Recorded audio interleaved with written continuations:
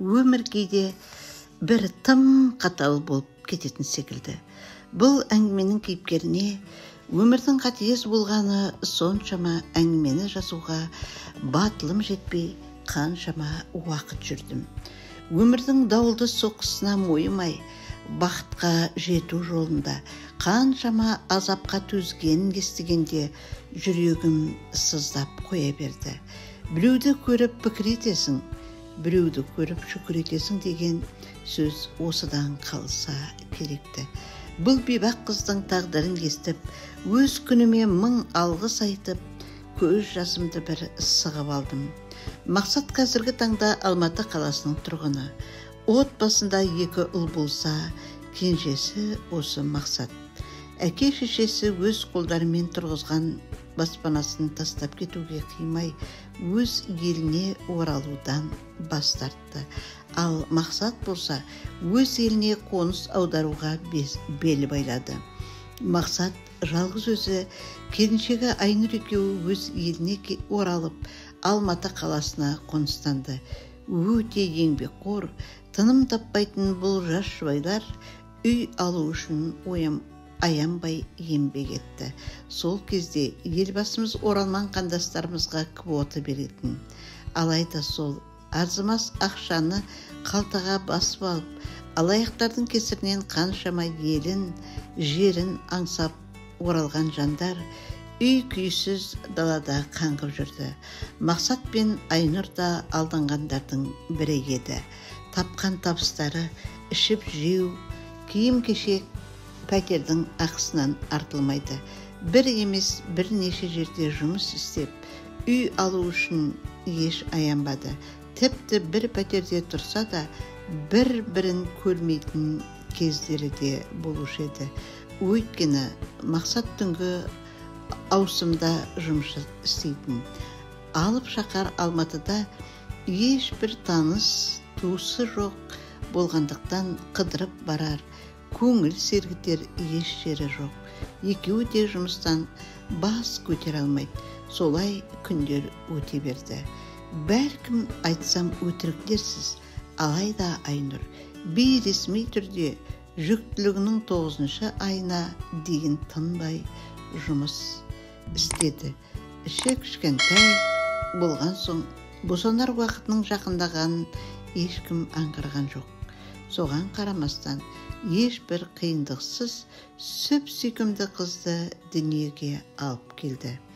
Есімін әкесі таңдап Шырайлым деп қойды. Өзбекстаннан енесі келіп бірнеше күн қарайласып кетті. Декреттік ақшасы, баласының жәрдемақысы, осы күнге дейін жинап тергеннің бәрін жинап, бір бөлмелі пәтерді сатып алды. Бұл әлемде олардан асқан бақытты жан жоқ секілді. Алайда не себеп болғаны белгісіз. Шырайлым 2 айлық болған сәтте жұбайлардың арасында қатты жанжал болды. Айнұр 2 айлық сәбиімен өлердей сүйген жарын тастап төркініне Өзбекстан еліне кетіп қалды. Соншама қиындықтан өтіп, енді ғана бақытқа жеткенде Айнұрдың неге бұлай еткені оқиға барысында айтылатын болады. Мақсат әйелінің артынан іздеп баруды ойына да алмады. Өзбекстаннан анасы Зәуреш келіп, немере қызына күтім жасап жүрді. Балам, бұлай болмайды. Бала тым кішкентай, оған анасының сүті қажет. Сен бармасаң, біз әкең екеуміз келіннің үйіне барайық. Қаншама еңбекпен келген мына үй әйелсіз тоз-тоз болып кетеді. Жоқ, бармаңыздар. Қызымды өзім өсіремін. Оған барушы болмаңыздар. Тым құрыса, не үшін кеткен айтсан қайтеді. Туған сәбиін тастап кететіндей, Айнұр без бүйрек емес еді ғой. Егер мен адам танитын болсам, ол мұндай іске бекерден бекер баратын адам емес. Не болғанын айтсаңшы. Мама, жетер енді. Егер қызыма қарауға қиналып жүрсеңіз, еліңізге кете беріңіз. Қызыма өзім қараймын. Сен қашаннан бері бұлай өзгеріп кеткенсің? Анаңа солай дөрекі сөйлеуге ұялмайсың ба? Сен үшін әкеңді, жылы төсегімді тастап, шекара асып келгендегі естіген алғысым осы ма? Қайырымсыз надан болыпсың. Міне қызың, ал кәне қара. Мама мен негізі Зәуреш ұлының сөзіне құлақ аспай, түс ауа үйден шығып кетті. Шекара асып түннің бір уақытында үйіне келді. Әйелінің түнделетіп жүргеніне жолдасқан таңданып қалды. Әй Зәуреш, неге түнделетіп жүрсің? Не болды саған? Ана балаң әйелі кеткен соң жындануға шақ қалыпты. Келінді қайтармасақ болмайды. Сені үйден қуып шықты ма? Қуған жоқ. Оның әбіржулі түрін қызына қараған сайын көзіндегі өкінішін көруге жүрегім шыдамады. Келінге не істегенін айтпады.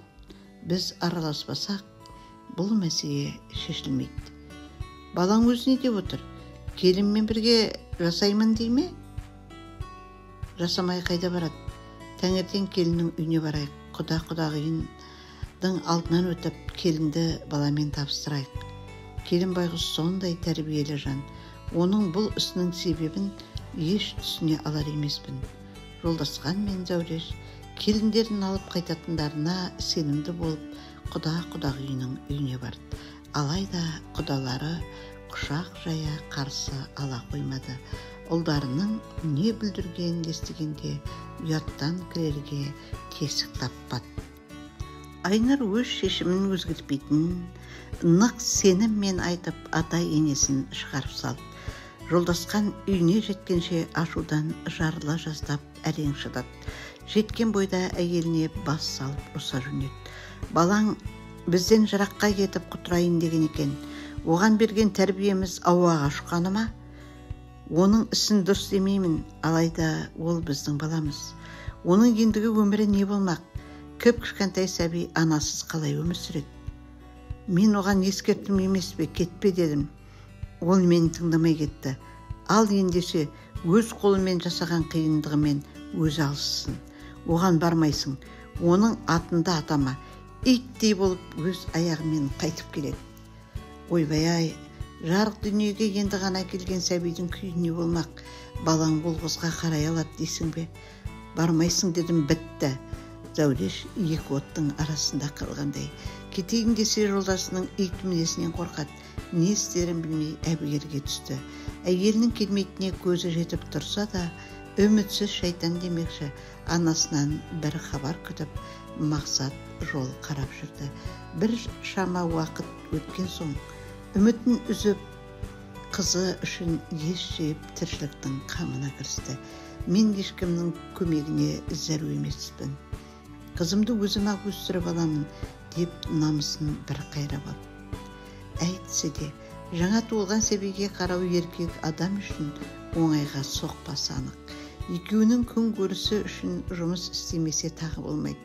Бірге істеген жолдастары арқылы тұрмыстан қайтқан бір әйелді тапты. Есімі Гүлмира. Жасы Мақсатпен тетелес екен. Екеуі кездесіп бірден келісімге келіп, екі жарты бір бүтінге айналды. Гүлмира кіп-кішкентай шырайлымға тез-ақ бауыр басып алды. Мақсат әке-шеше туғандарынан ешбір қолдау күтпей, оларға ескертушіз осылайша өзі жаңа өмір бастап еді. Бұл хабар шекара асып, әкесінің құлағына жеткенде, жолдасқан ұлының бұл әрекетін ақтауға еш негіз таппай, бір жолата өз ұлынан бас тартты. Әкесі, сен де түсінші енді. Ол жалғыз өзі қайтсын байғұс. Мені жібер дедім, жібермедің. Жаңа туылған қыз балаға қара оңай деймісің. Оны жақтаушы болма. Мен оны осылай әр қатынның етегін ұстап кетсін деп өсірдім бе?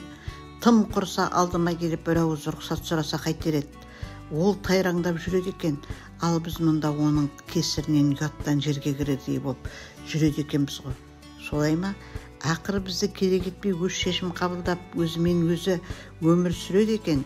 Демек, менің ондай балам жоқ.